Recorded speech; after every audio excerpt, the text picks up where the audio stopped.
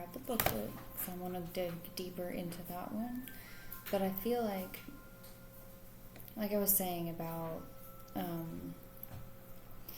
the flow of negative spirals of energy that come back up into the positive spiral of energy. We have, like I said, creativity, then restriction, and then new beginnings, then discontent. So what that kind of says to me is just like allowing these different types of feelings and interactions with life to cycle through by themselves, because, you know, there is no big to-do about it.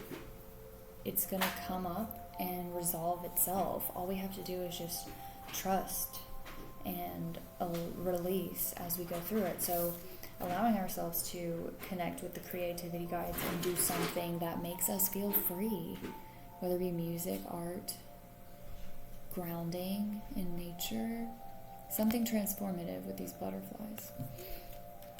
See, but then also the joy guides, as I have said, they're the little ones that make us irritated. They're spilling your coffee when you're on your way out, or getting your clothes caught on something. Inconveniences that cause us to get all bitchy with our life as we go through it. And they're there to remind us that we're taking ourselves too seriously within those moments, so that we can just stop and laugh and root and ground, you know, so that we can remember the true nature. And you see, they're all around the head, and this is like the high self in the, or the consciousness or subconscious in the mind, being locked by the character that we play and get so serious about. And the joy guides, they come and cause minor disturbances in order for us to get our attention. So when we shift our focus to, see, because this is how the interaction with them has been for me. This baby's holding the key. Do you see that? Okay, so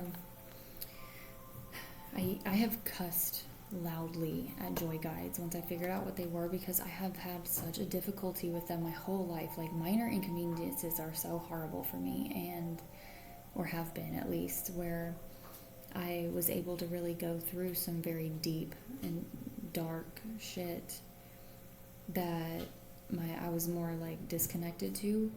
But little subtle things that are just like minor would get me so angry. And instead of blaming the joy guides for trying to teach me a hard lesson that I wasn't wanting to learn within that way,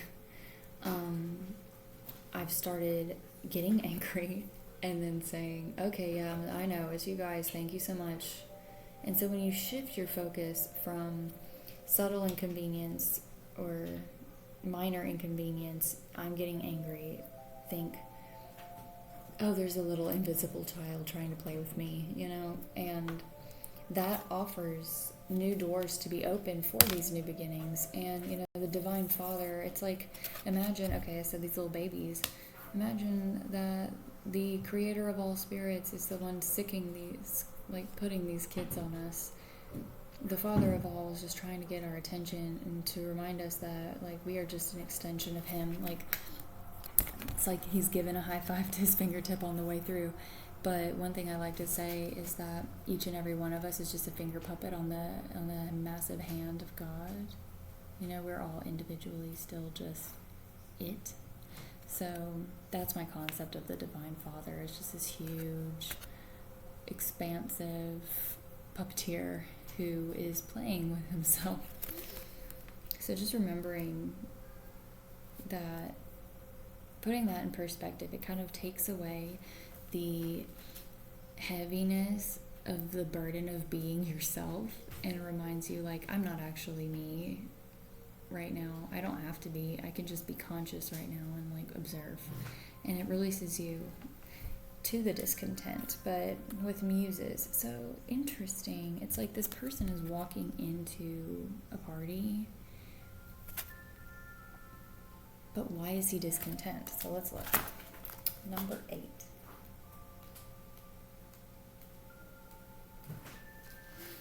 Discontent / muses.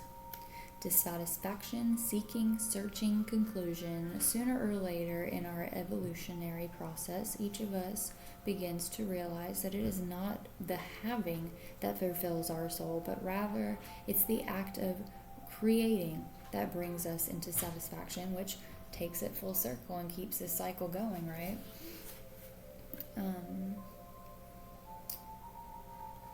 Contentment in what we've created, no matter how grand, inevitably subsides, and our creative juices once again long to flow. That's why the one ideal partner ceases to mesmerize. The perfect job eventually becomes mundane, and a great adventure becomes tedious. Although there's a lot to be said for enjoying what we have now, we must nevertheless respect the fact that our basic nature as creative beings is to create. Without a process, we can't fully be content, at least not for long.